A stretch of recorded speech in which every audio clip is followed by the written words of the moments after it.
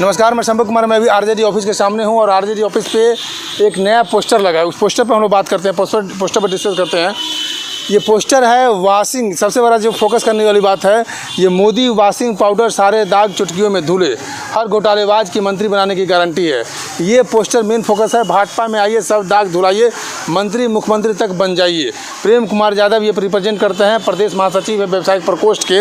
अब इस बात को इसलिए कहा जा रहा है कि अभी हाल फिलहाल में महाराष्ट्र में घटना घटी है। महाराष्ट्र में अजीत पवार को लेकर घटना घटी है, जो एनसीपी में है। वो बीजेपी में आकर के बीजेपी के वहाँ के डिप्टी चीफ मिनिस्टर बन गए हैं महाराष्ट्र के।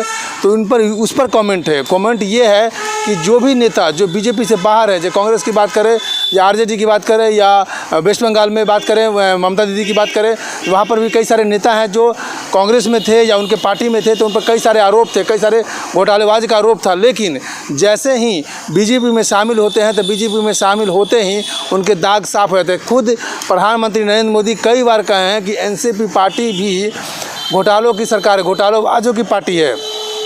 हजारों करोड़ का घोटाले का उन पर आरोप लगा है।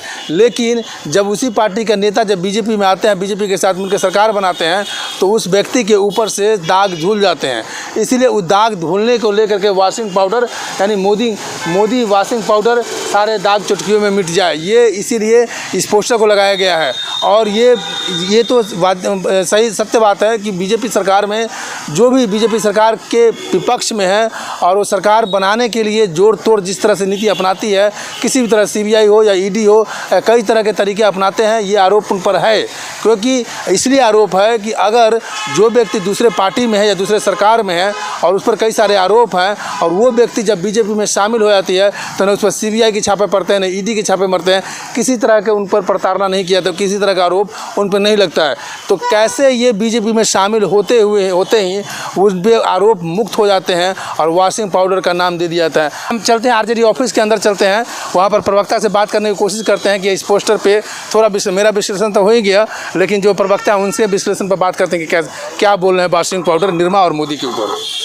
सर, आप लोगों ने पोस्टर लगाया है, बाकी क्या विश्लेषण दे रहे हैं उनके ऊपर? देखिए, सबसे बड़ी बात यह है कि प्रधानमंत्री जी ने 27 तारीख को कहा था नेशनल करप्ट पार्टी एनसीपी को, और कहा था कि पवार परिवार सबसे बड़ा भ्रष्ट है इस देश में।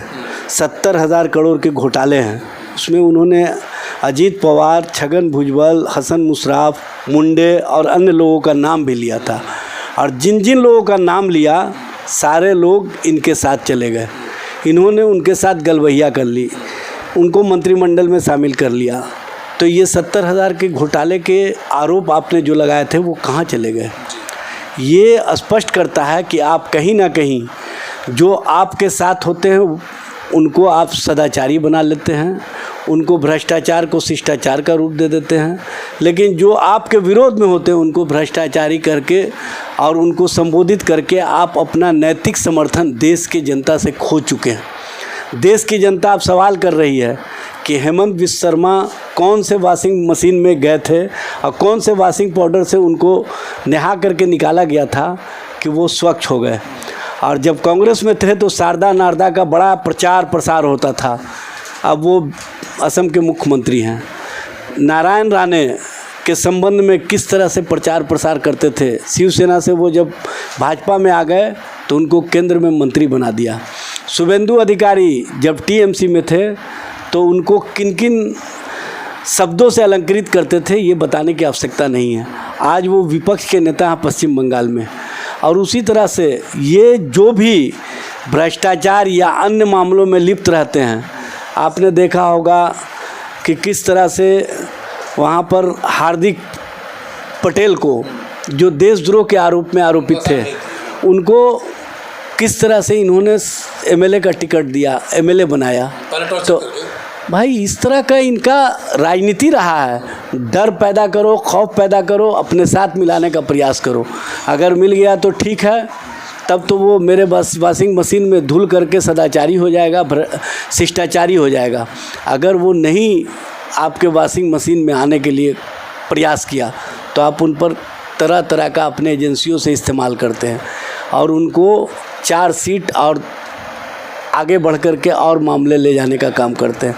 तो देश की जनता देख रही है, इसीलिए ये पोस्टर प्रतीकात्मक है, ये बताने के लिए कि वॉशिंग पाउडर निरमा दूध की सफ़ेदी और वॉशिंग पाउडर मोदी लोगों के बीच अपने साथ आने वाले को दूध से भी ज़्यादा सफ़ेदी करने का जो संकल्प लेकर के आगे बढ़ रही है, ये स्पष्ट रूप से दिख रहा है। इसलिए इनके वॉशिंग मशीन में जो भी जाते हैं वो सदाचारी होते हैं, शिष्टाचारी होते हैं।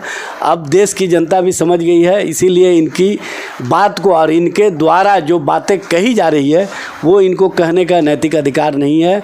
माननीय प्रधानमंत्री अपने कथनी और करनी में अंतर जब दिखा रहे हैं तो इससे ही समझा जा सकता है कि देश और देश को कहाँ पहुँचाना चाहते हैं। तो ये वॉशिंग पाउडर निरमा का तो आपने नाम सुना होगा, लेकिन आरजेडी की तरफ से वॉशिंग पाउडर मोदी का बैनर लगा है। वाजिब है कि अगर विपक्ष में रहने वाले व्यक्ति अगर दोषी होते हैं तो कैसे बीजेपी में आते ही वो निर्दोष हो जाता है। मैं शंभू कुमार, कैमरा जर्नलिस्ट राजेश के साथ, पटना। अगर मेरे चैनल को लाइक और सब्सक्राइब नहीं किया तो लाइक करें, सब्सक्राइब करें। Thank you so much. Live news, खबर तो पक्की है।